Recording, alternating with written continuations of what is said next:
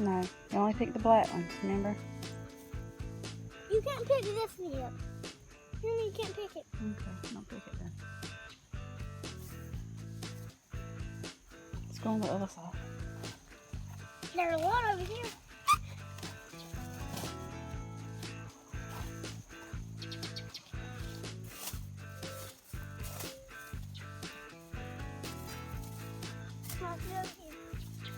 Right there, see them? What? These? Yeah.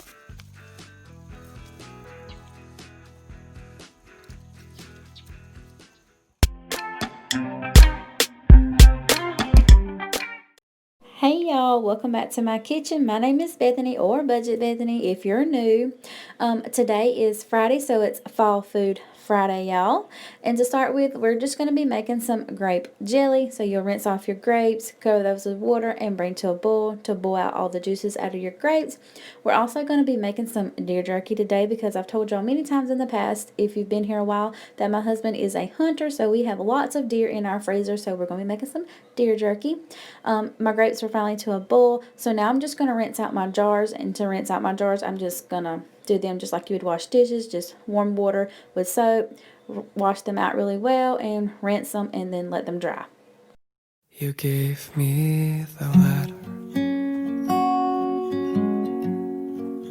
I guess it was July. You said we'll be better, but I don't know why. I should be so lonely when I close my eyes. I wanted to share this with y'all just in case somebody was here who's never canned or made jelly before. You will need a box of bands and lids, and you can purchase this at Walmart. You cannot use the same lid that you used previously. Once you use it one time, it's done. You can throw it away. You can't use it again, or it will not seal your jars. So I just wanted to share that with y'all in case you've never made jelly or canned anything before. And you can also purchase all of this stuff at Walmart.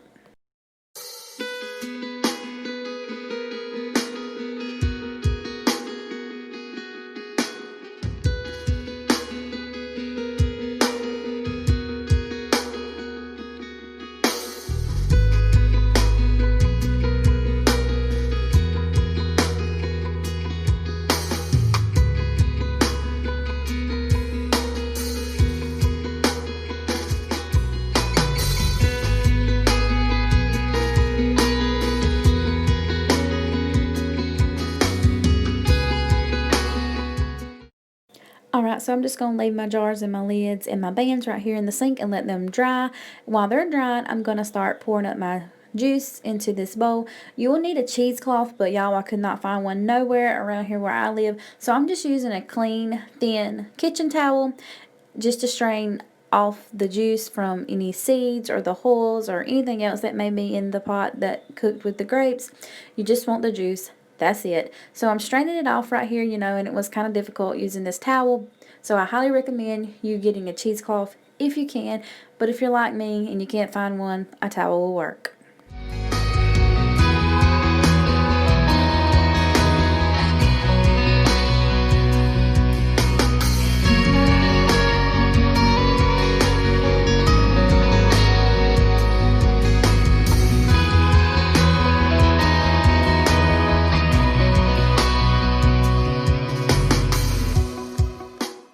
I also like to use my potato masher and mash out all of the juices that may be held up into the grapes just so I can get as much juice as possible, because the more juice you have, the more jelly you can make.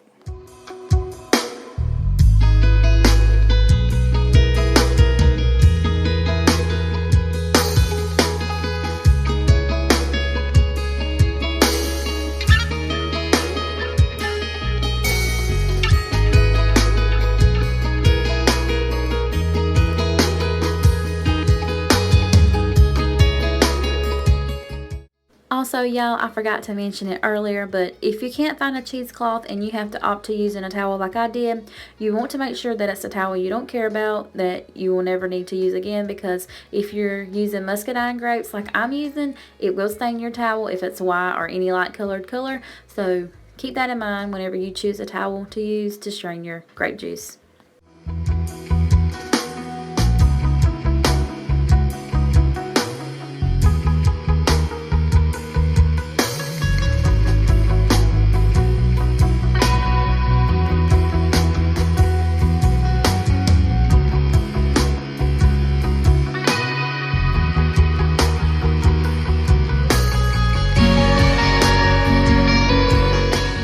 Alright, so here's all my grape juice. Now we're going to get ready to start making our jelly.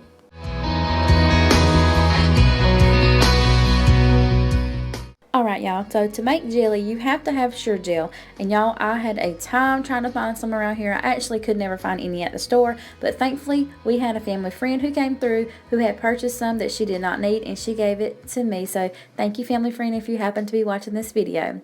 So right here inside of the Sure Gel box, it gives you some instructions to make different kinds of jellies and jam. So I'm just going by the grape one right here, and it's for Concord grapes, but of course I don't have Concord grapes. I'm using muscadines.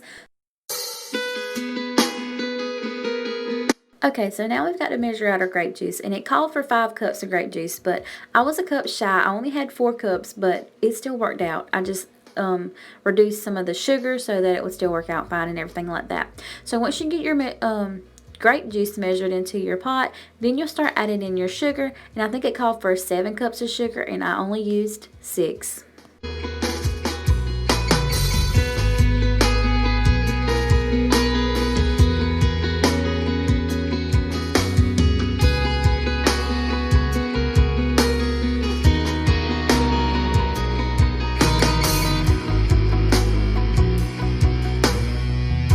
Then you want to mix your grape juice and your sugar together because you want it to be more of a liquid consistency and not clumpy. You want to make sure the sugar has no clumps in it. Once you do that, then you'll add in your box of Sure Gel and you'll mix that in as well.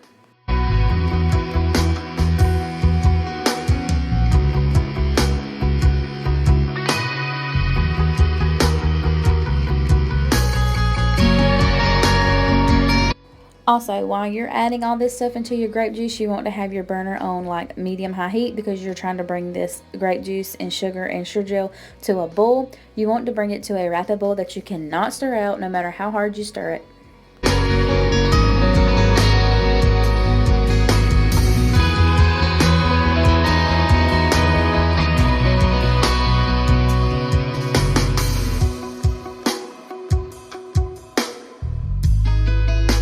Right here, I'm just scraping off the foam off the top of my juice.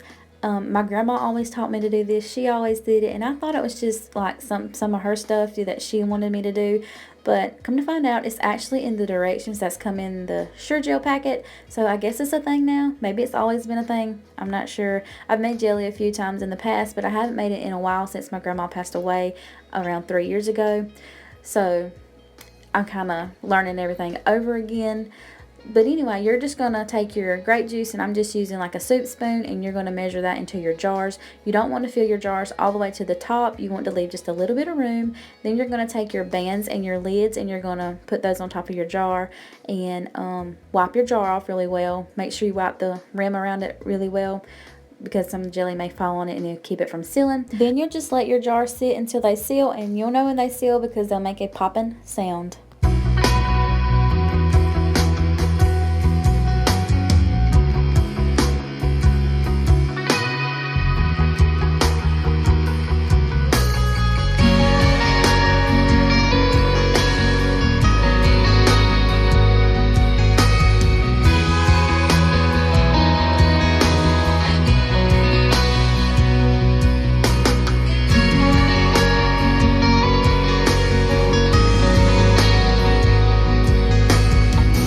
And here you have it, muscadine jelly. We decided we wanted to eat some right away. So for the next morning, I got up and cooked breakfast. And I'm just buttering my pan right here. I'm cooking some sausage biscuits. And y'all, I'm not making homemade biscuits. I'm using already made biscuits that come out of the package. It's just the Pillsbury biscuits. I'm going to put that onto my cast iron pan and pop those in the oven. I'm also cooking some sausage patties on the stove. And then when everything's done, we're going to add some jelly to our biscuits, and we're going to have some good old sausage biscuits for breakfast.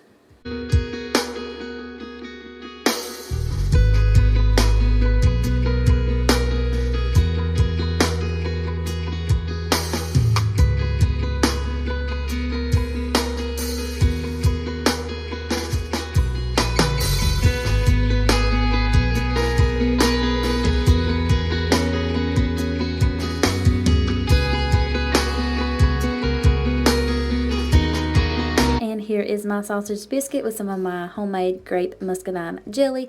It don't get any better than that, y'all.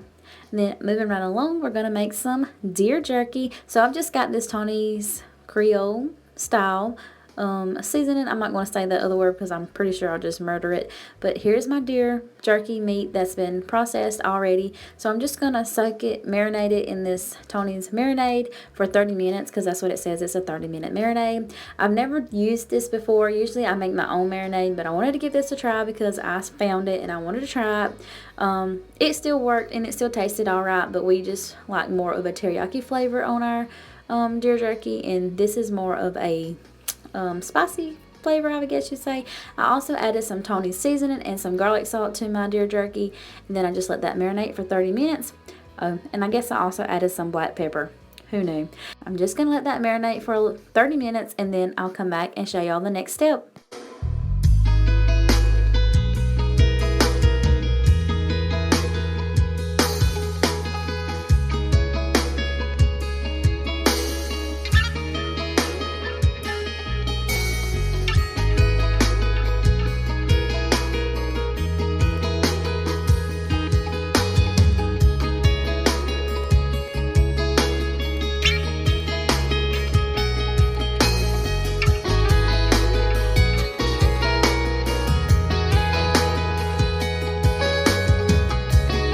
Okay, so once your meat is done marinating, you're just going to put it onto a baking sheet. And usually I like to use my bacon rack, but being as I was trying something different, I decided not to use it. And you just have to watch it, you know, really well if you don't use that rack because it can burn really quick.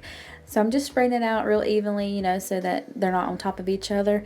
And then I'm going to put it in the oven on 400 for about 10 to 15 minutes. And I'm going to check it at 10 minutes and maybe flip it and then just go from there to see how much longer I need to cook it. I just kind of go by what I think. It doesn't really have a set time because you don't want to burn it. As you can tell, I did burn some pieces, but it was still delicious and it was all eat. That's all I got for y'all today in this Fall Food Friday. I hope you all enjoyed it. If you did, please don't forget to leave me a big thumbs up and subscribe if you're not already, and I'll catch you all in the next one. Bye, y'all.